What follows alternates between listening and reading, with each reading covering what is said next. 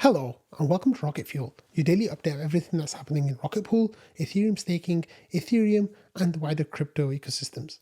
My name is Wack. Today is June 27th, or 28th actually when this episode goes out, and today's episode is going to cover the latest GMC round, the decisions about that, a new episode of Staking Nerd Talk, gas limit increases on Ethereum, and we're going to be talking about some little controversy and drama about the Ledger Wallet S and a lot more as well. So let's get started. 10, 9, ignition sequence start, 6. Okay, so as always, we're going to start with some Rocket Pool news here.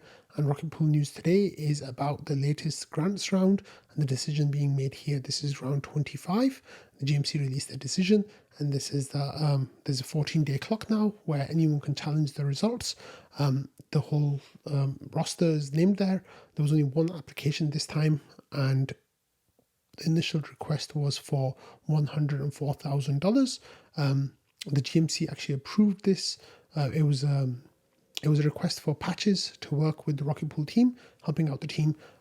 The request was amended by the GMC to a custom account amount down to $50,000. Now, the rationale here is that the GMC recognizes the importance of the work, but what happened is that the larger amount was set during the previous current round, but patches never used that amount, and then it just became an accounting burden for the GMC. So what it says here is that based on patches anticipated workloads and past claims, 50,000 level provides generous buffer and allows for flexibility if his workload increases. The figure was chosen to strike a balance between overcommitting funds and ensuring continued support. So that was good. All GMC members participated, and there were no amendments declared during the process. So this seems like it all went quite well. The patches grant was approved, and I think all the things GMC pays for, this is one of the best value for money grants that we have. So I'm glad that got renewed. Okay, let's move on to some staking news now. And the staking news of today is a new episode of ETH Staker's Staking Nerd Talk. This is a new show that is hosted by Yorick and Remy, and they talk about staking on Ethereum, basically. Lots of different nerdy topics about that. So in this episode, they talk about exploring validator compounding, the Ethereum supermajority risk, Haleshki Pectra incident postmortem, Launchpad link to migrate to compounding validator, and then there's some more information there as well. So if you are a staking nerd and if you want the latest staking nerd information, then this is the podcast for you to listen to staking nerds nerding out. So yeah, this is really cool. Congrats, guys. And I think, if you want to watch these episodes, then go follow the ETH Staker YouTube page, and they publish them fairly frequently. I don't know if there's a regular cadence yet or not, but you can go watch that. Okay, so in yesterday's episode, I talked about latest Geth release under the staking news, but I missed a little tidbit. So I want to actually talk about this in the Ethereum news now. And today's big news is that Geth and Nethermind, the two largest clients on the execution clients on Ethereum, have made a change that are impacting all the node operators and stakers. So here, we had Geth 1.16.0, and yesterday we just talked about how this transforms archive nodes from being around 20 terabytes in size down to about 2 terabytes in size, which is absolutely amazing. However, there was a thing that I missed, and this is the full changes in this release for Geth, is that the default block limit now is 45 million gas. So this, the current gas is 36 million gas. So this is a nice 20% increase. 25% increase in gas, 9 million increase. It's not quite the 60 million that people have been signaling recently, but it's a big jump in terms of gas. So this was yesterday's Geth that had this information included. Today's Nethermind also has this included. So their release notes are that, first of all, be careful updating this version because there are some compatibility issues with some Linux versions like Ubuntu 22.04 and also with a Debian version. So maybe wait until 1.32.1 if you use those operating systems. However, they've got 300 performance enhancements, protocol improvements, and developer-focused upgrades. And the first one here again is increase Ethereum mainnet gas limit to 45 million gas. So, once you get 50% of the client, once you get 50% of validators talking about once you get 50% of clients validators on the Ethereum talk, like trying to signal a specific gas amount, that's when you'll start making those blocks with that gas amount.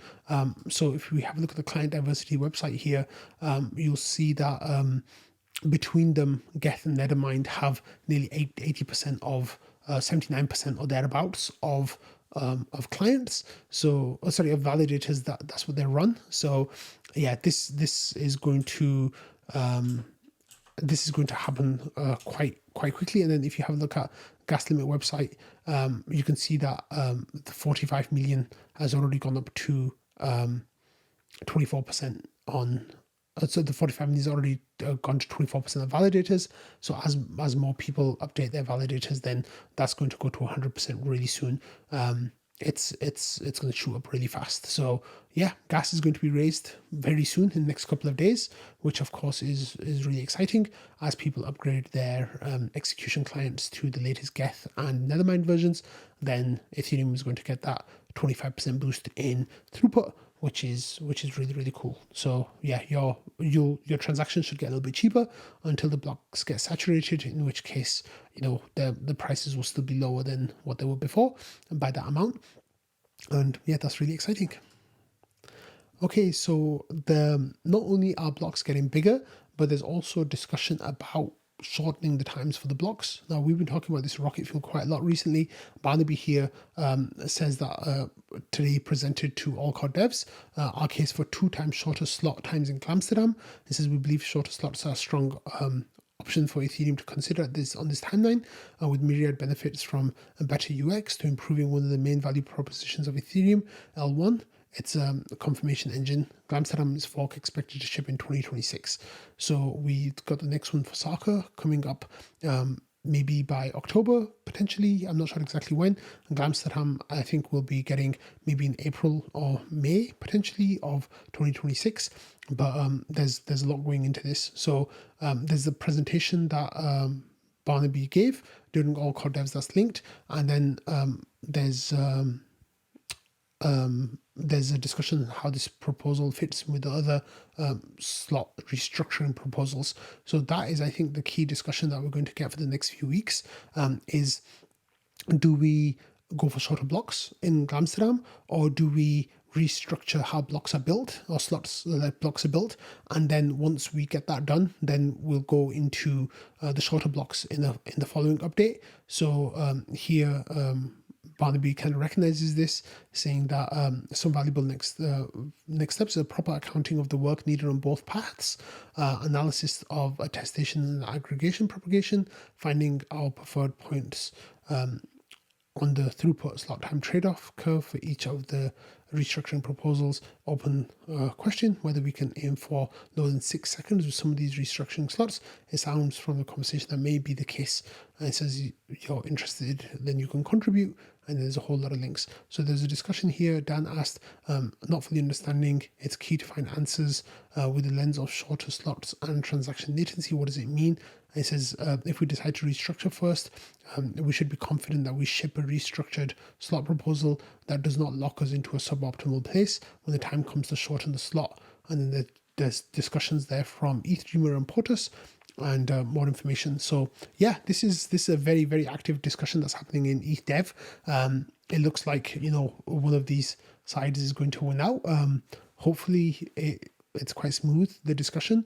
Obviously we don't want to be delaying any forks because of discussions that are happening, but what's really promising is Amsterdam is already being worked on, even though it's so many months away and people are trying to figure out what EIPs will go in there now.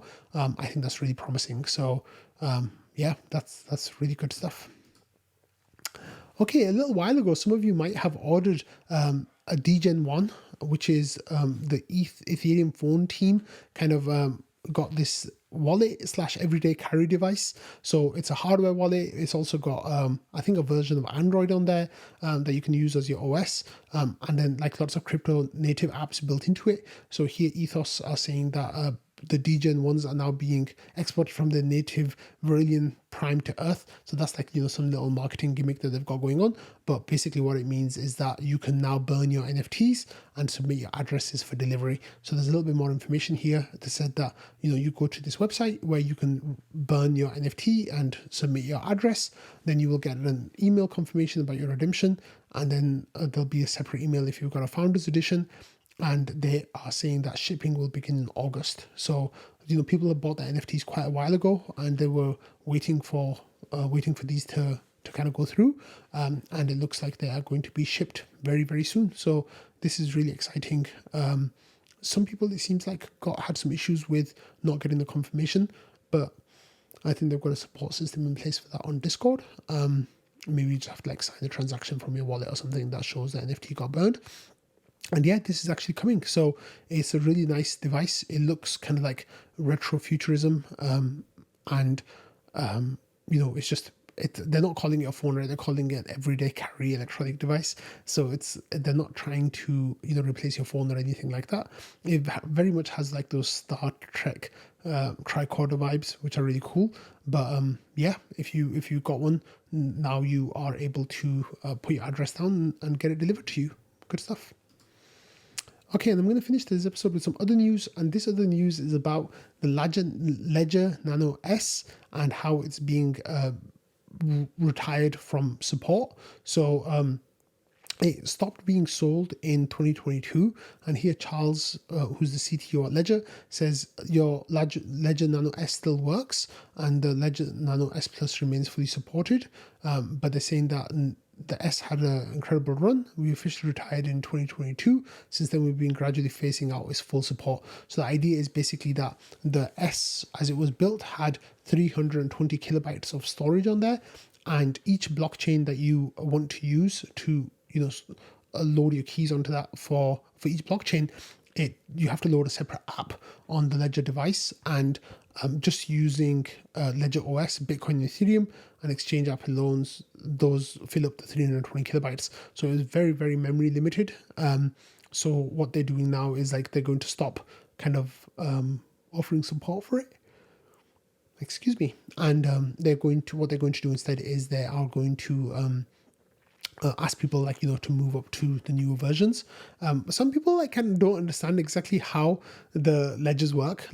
They think that your crypto is stored on your ledger.